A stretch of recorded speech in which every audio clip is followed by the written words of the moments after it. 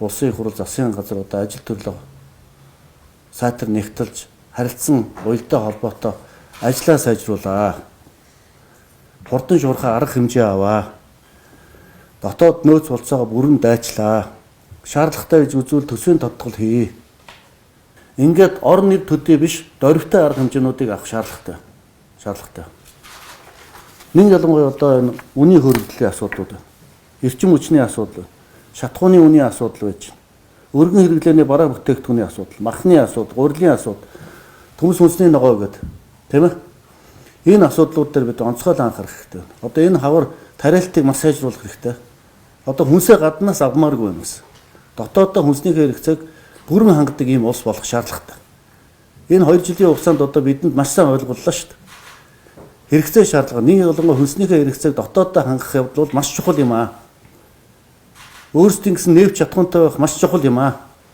Өөрсдийн гэсэн эрчим хүчний их үүсвэртэй байх явдал бол маш чухал юм аа гэдэг асуудлуудыг харуулж байна. Тийм учраас одоо Монгол улс цаашдаа тусгаар тогтносон эдийн засгийн одоо хараат тус вий дааж амьдрч чадах хэмжээний ийм улс орныг л одоо бид нар барьж байгуулах зайлшгүй шаардлага одоо зүйсээ тавьж гэнэ гэдэг нь саяны сар дахлын үйл явдлууд харууллаа. Энэ дайн тулааны үйл явдлууч бидэнд харуулж байна. Тэгээ сэтгэл гаргаж ажил. Сэтгэл гаргах. Зориг гаргах. Би дахиад хэлье. Шаардлагатайг бол төсвийн тодтгол хийх хэрэгтэй. Энийг өнөөдөр та бүхэн ярилц. Сангийн сайдар ажиллаж хөрлөөт сайн сууж байна гэж. Эдийн засгийн банкны ороодын дарнаар сууж байна. Сангийн сайдар ажиллаж хүмүүс байна. Эдийн засгийн хүмүүс энэ ч сууцгааж байна. Маш тодорхой ярих хэрэгтэй.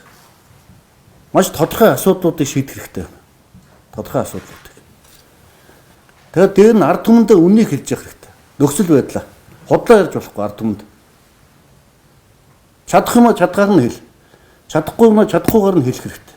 Үнэн бодит мэдээллийг байгаа нөхцөл байдлаа хөрөнгө мөнгөө үнээр нь хэлэх хэрэгтэй. Энгүүл ард түмэн бас энийг чи бодож үзнэ. Тийм ээ? Ойлгоно.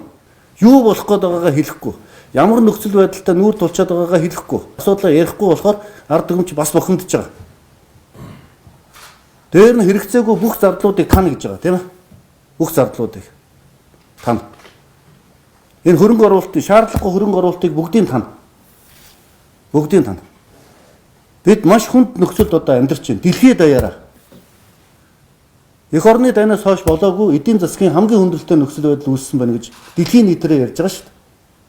Тийм учраас Монгол улсын ерөнхийлөгч одоо үндэсний ив нэгдлийг илэрхийлэгчийн хувьд та бүхнийг энэ ард түмний тавьсан энэ шаардлага дээр маш анхаарч яаралтай шийдвэр гаргаж ажлаа зөв зохистой уялдуулж ажиллаа гэсэнд ийм л одоо шаардлагыг ийм анхааруулгыг та бүхэнд би төрийн тэргүүний хувьд өгөх гэж өнөөдөр ингэ цуглуулсан юм аа.